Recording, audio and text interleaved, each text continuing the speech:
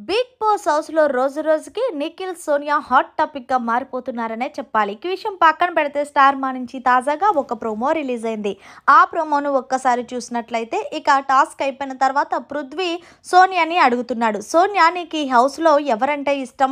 ఎవరి ఆట అంటే నీకు ఫిదా అంటే వెంటనే సోనియా ఆలోచించకుండా నిఖిల్ పక్కన కూర్చొని నాకు నిఖిల్ ఆట అంటే ఇష్టం. అలాగే నిఖిల్ ప్రవర్తించే ప్రవర్తన చాలా బాగుంటుంది.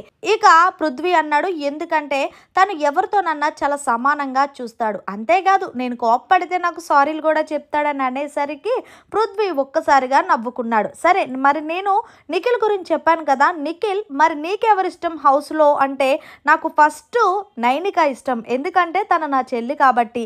తర్వాత నువ్వంటే ఇష్టం. ఎందుకంటే నువ్వు గేమ్ బాగా ఆడతావు.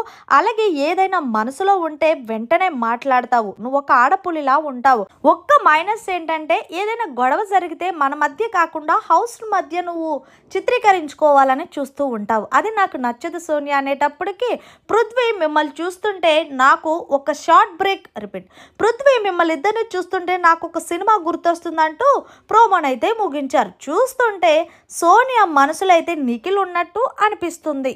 మరి మీరేమంటారనేది కామెంట్ చేసి తెలియచేయండి. మరిన్ని లేటెస్ట్ అప్డేట్స్ కోసం చూస్తూనే ఉండండి అవర్ ఛానల్.